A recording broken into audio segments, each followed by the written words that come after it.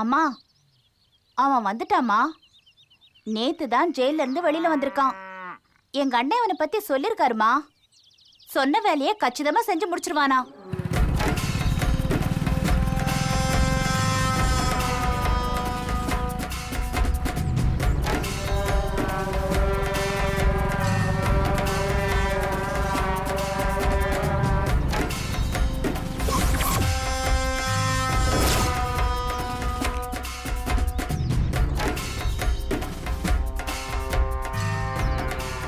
அம்மா வணக்கம்மா.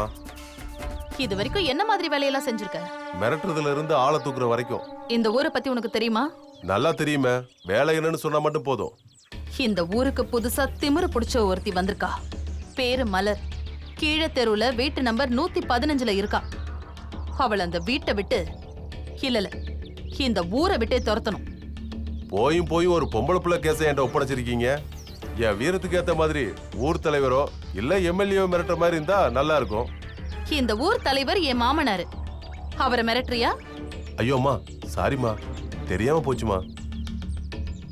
இந்த ஊரை பத்தி இதுக்கு முன்னாடி நல்லா தெரியும்னு சொன்ன. இத பார், நீ கூலிய ஜாஸ்தியா டிமாண்ட் பண்றதுக்கு என்கிட்ட இந்த பில்டப் எல்லாம் கொடுக்காத. உனக்கு என்ன வேணுமோ அதை நான் செய்வேன். அனாவசியமா இந்த பில்டப் கொடுக்கற வேலை எல்லாம் வேண்டாம். சரிங்கம்மா, என்ன செய்யணும் சொல்லுங்க. அதான் சொன்னல, அந்த மலர் குடும்பத்தோட இந்த ஊரை விட்டே ஓடணும். ஆனா அதுக்கு நான் காரணம்னு தெரியக்கூடாது. தமிழத்தான் காரணம் காட்டணும். அந்த தமிழ் அவளுக்கு 1 லட்சம் ரூபாய் கரும்பை இலவசமா கொடுத்திருக்கான். அந்த காசை கேட்டு மிரட்டு. முடிஞ்சா அந்த காசையும் வாங்கிட்டு வா. சரிங்கம்மா, போ.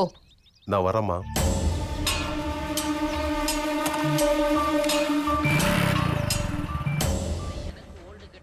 மா, சீக்கிரம் சாப்பாடு எடுத்து வை. Late ஆயிடுச்சுனா AHM நச்சரிப்பாரு. ஏண்டி அவர் சாப்பிடவே மாட்டாரா? எப்ப பாரு அவருக்கே பயந்துகிட்டு இருக்க. சரி போ, கைய கழுவிட்டு வா.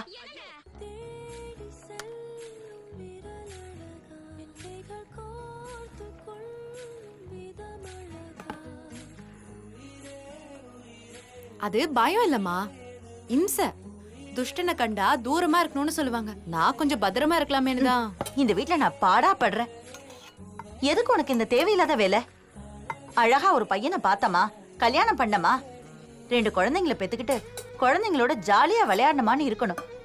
அதை விட்டுட்டு டீச்சர் வேலை பார்த்துக்கிட்டு இருக்க. ஏமா, எதுக்கு எடுத்தாலும் அங்க சுத்தி இங்க சுத்தி கடைசியில கல்யாண மட்டத்துல வந்து நிக்கிற? அந்த கர்மத்தை என்னைக்கா இருந்தாலும் பண்ணிதான் ஆகணும் இல்ல?